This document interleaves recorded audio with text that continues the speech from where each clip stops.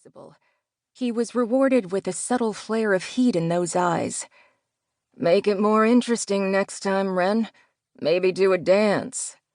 "The only dancing I'll ever do is on your grave, Creed." The sparring sent a kick of lust through him. They did this every time they were in a room together. Every damn time. No matter that he knew he shouldn't indulge it. But hell, he was afraid the alternative was stripping her naked and screwing her against the nearest wall, and that wasn't a real option. So verbal sparring it was. "What did I die of?" he asked. "Boredom?" Those eyes shot sparks at him. "It was tragic. You were found with a high heel protruding out of your chest." Her magic lips curved upward, and he felt it like she'd pressed them against his neck. "Any suspects so far?" "Your own smart mouth. Are you going to listen to me or not?" "You're already here. So am I. Might as well." He leaned back in his chair and, for effect, put his boots up on the table. Her top lip curled up into a sneer, and that thrilled him just as much as if she'd crossed the room to straddle his lap. Okay, maybe not just as much, but he loved that he got to her. "Fantastic. As you know, things at Maxfield Vineyards are changing. My father is no longer the owner. Instead, my sister Emerson, her husband Holden, and our sister Cricket and I now have ownership. This plan is Emerson's idea, to be clear, as she is the person who oversees our broader brand." She waved a hand in the air as if to distance herself yet further from whatever she was about to say. "I had to defer to her on the subject.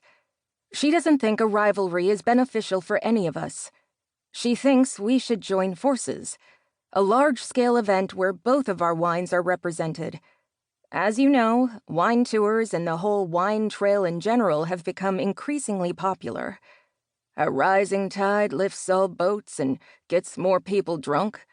Basically," she said. "I'm not really sure I see the benefit to me," he said, "seeing as everything is going well here." "Everyone wants to expand," she said, looking at him as if he had grown a second head. "Do they?" "Yes," she responded. "Everyone." "Well, the way I see it, our business is running well. We have just the right amount of staff. Every family member has a position in the company, and it supports us very well. At a certain point, Wren, more is more, and that's it." She looked at him, clearly dumbfounded. There were very definite and obvious differences between the Cooper and Maxfield families. The Coopers might be wealthy, but they liked their winery to reflect their roots. Down home, a Western flair. In the early days, his father had been told that there was no way he would ever be successful unless he did something to class up his image. He had refused. Digging in deeper to the cowboy theme was ultimately why they had become so successful. There was no point in competing with fancy-pants places like the Maxfields. It wasn't the Coopers' way. Joining up with the Maxfields made even less sense than trying to emulate them, in his opinion. "Come on," she said. "You're ambitious, Creed. Don't pretend otherwise." And that was where she might have him, because he didn't like to back down from a challenge. In fact, he quite liked a challenge in general. That she was issuing one now made him wonder if she was just baiting him, taunting him. He wasn't even sure he cared. All he knew was that he instantly wanted to take her up on it. There was something incredibly sexy about her commitment to knowing her enemy. "What exactly are you proposing?"